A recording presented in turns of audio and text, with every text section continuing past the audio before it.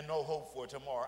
I've been in hopeless situations today, but the God in me reminded me that tomorrow was going to be a better day.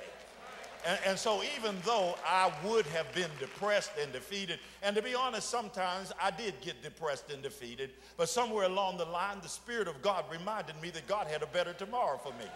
And so even though I was going through, and even though sometimes I didn't have what I needed to have, I was assured that somehow God was going to make a way out of no way. Is there anybody here that has experienced God making a way out of no way? Is there anybody here that has experienced God making a way out of no way? Is there anybody in the balcony that has experienced God? I could tell you so many stories, and in fact, I'm going to deviate and tell you one just real quick one. I got transferred from the company's Boston office to their Pittsburgh office. I was excited about going home to Pittsburgh because that was my hometown. But when I showed up to the office, the boss didn't like me from the first day I came in. And for 2 years, he spent 2 years tormenting me. When I traveled, he said I should stay home. When I was home, he said I should be traveling. If I said buy, he said sell. If I said, you know, you're right, we ought to sell, he said I lacked the courage of my conviction. And there was nothing that I could do to please him. Anybody ever been in that situation on your job? I tell this story because a lot of folk face job problems. And so I was having trouble with my boss, and he was just tormenting me. And one day he talked to me so bad, Bishop, that I went deaf. And all I could see him was just talking to me like this.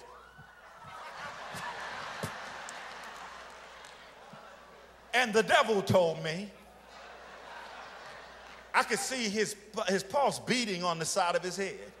And the devil said, if you just hit him there. Now, y'all all too deep. Y'all ain't never had that kind of thought. And I'm going to be honest, I considered it, but I didn't want to do the time. So I packed up my briefcase, and I said to myself, I'm going home, and I'm never going back to work again. I packed up my little briefcase, went and talked to my father. He was old school, and I told him how bad it was. I even cried a little bit. Dad, they taken me through. He said, boy, if you don't get up out of here. He said, I dug ditches to raise these kids. You sitting up in the air, get out of. So I packed up my little briefcase. I went home. My wife encouraged me. She put her arms around me, and she said, baby, you know, I love you. And she said, you know, let me tell you this. The reason I married you is because you're the kind of man that can take something. She said, now we just built a new house, and one of the kids was getting braces, and she said, we got commitments, but I believe that somewhere before the morning that you're the kind of man that can be able to get up and go back to work.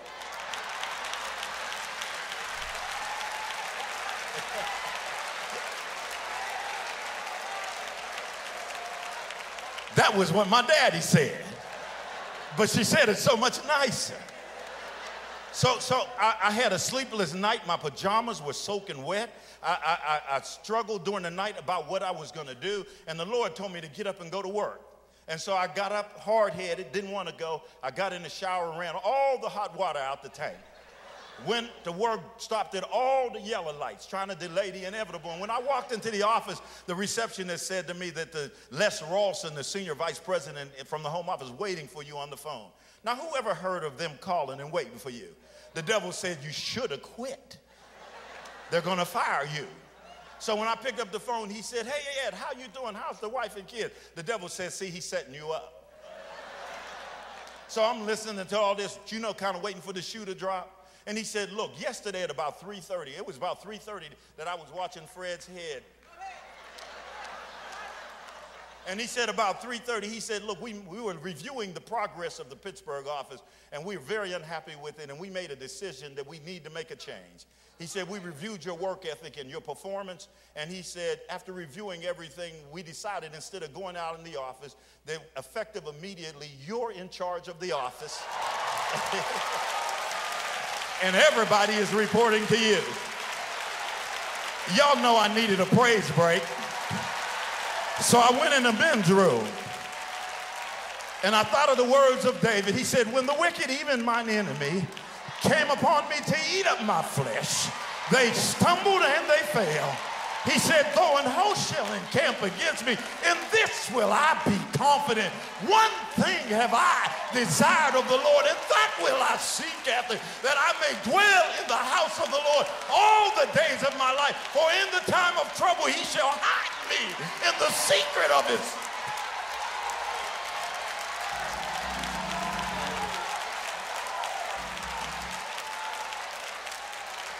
Oh, so I know God can do it. I know God can do it. Tell your neighbor he can do it. He can do it.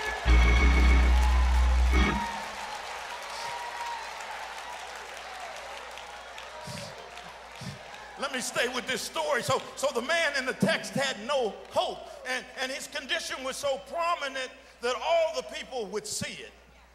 That was the first thing they saw, and that's what he was remembered for. How sad it is to be known by a condition. I want to be known by my best, not my worst. I want to be known by what I can do and not what I can't do. But this man was known simply as the man with the withered hand. Nothing is said in the text about his family history. There's nothing recorded about his accomplishments. Nothing is said about where he went to school. It doesn't tell us whether he was married or single. Was he short or tall? Did he have children? What were his strengths? What were his weaknesses? Nothing is said about his overall appearance. Was he stout? Was he thin? Nothing is said about the color of his hair. Was he like me? Was he suffering from gravity on the head and hair falling to the floor? It says nothing about that. He is simply known as the man with a withered hand. It reminds me of other people I saw in the Bible that were known by their condition. There was the woman with the issue of blood. There was the insane man that ran through the tombs. There was the lepers. There was blind Bartimaeus. They were all known by their condition. They had one thing in common. They had a problem, and they were known by their problem. Can you think of anyone that resolves in your sphere of influence that is simply known by a negative condition? That all you think about when you think about them is what is wrong in their life? Some people are known for being poor. Some people are known for being sick. Some people are known for being depressed. Some people are known for being hard. Some people are known for being bitter, known by their condition. I have to be known for more than what's wrong in my life. I want people to focus on what is right, not what God has not done, but what God has done. Because when I focus on what God has done, I realize that he's able to do what has not yet been done. Anybody with me? That's why praise is comely for the upright. That's why we give God praise. It changes our perspective. When I think about the goodness of Jesus and all he has done for me, then I recognize God can do what needs to be done. Tell your neighbor, whatever it is, God can do it. Whatever it is, God has already done enough to show you that he is an able God, that there's nothing too hard. Come on, shout it out with me. Nothing too hard for God.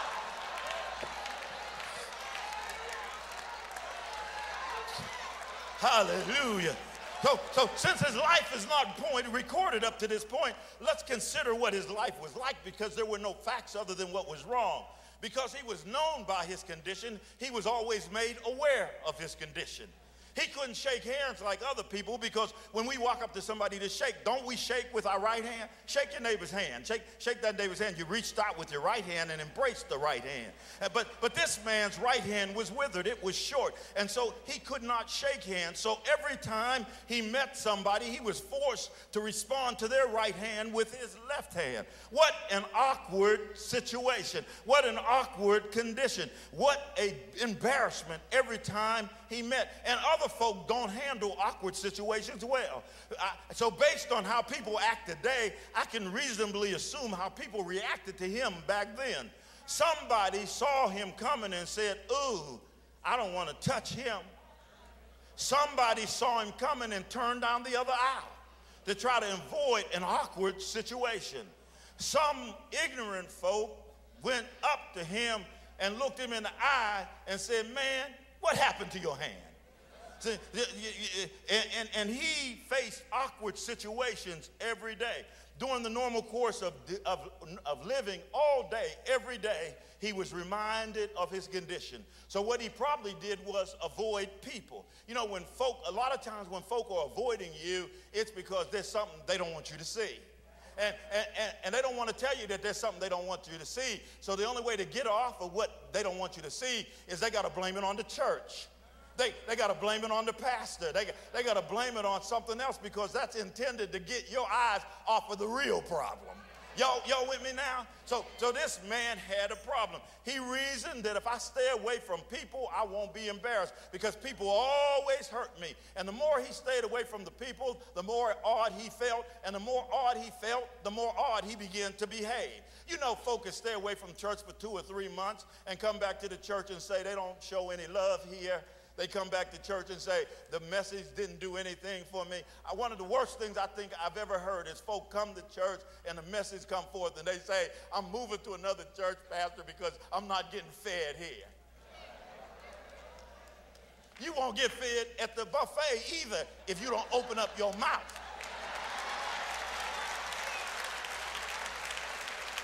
So I tell them, baby, that ain't the problem here. The problem is you don't know how to eat. Okay, because we definitely eating here. When I look around here, I know y'all is eating up in here. Y'all with me? Is the bishop throwing down? Do he bring the word? Is your life better? Is your life fulfilled? Are you going somewhere? Are all things possible?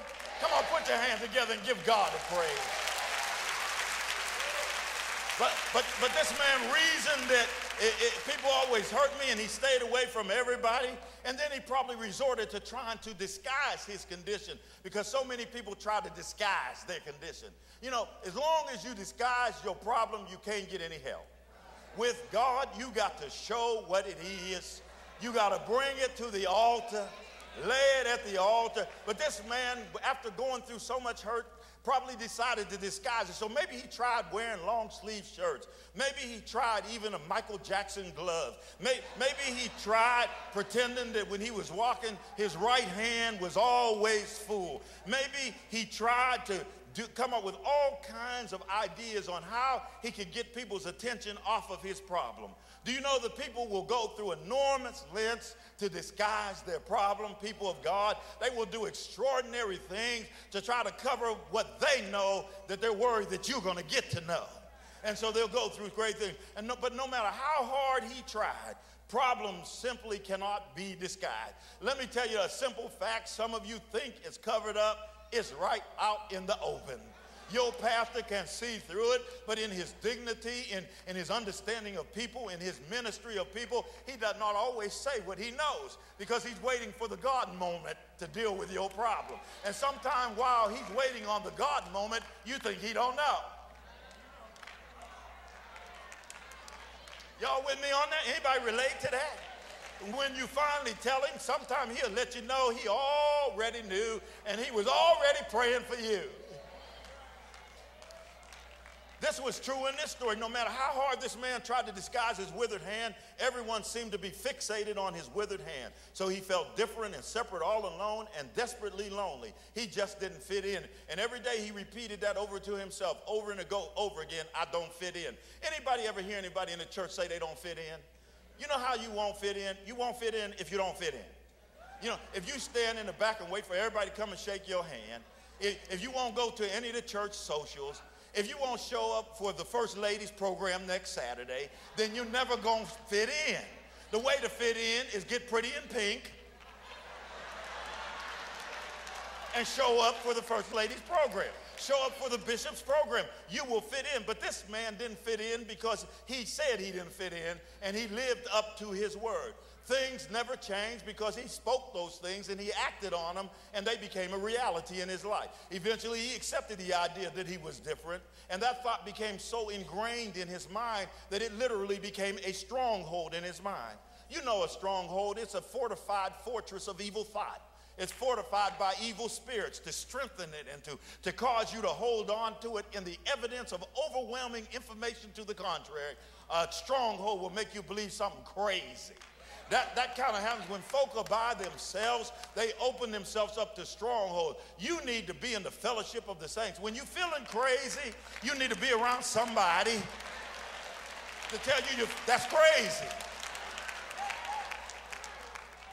Nobody around you to tell you that's crazy, so crazy become the norm. And you begin to operate and believe that, and then the normal people look crazy to you.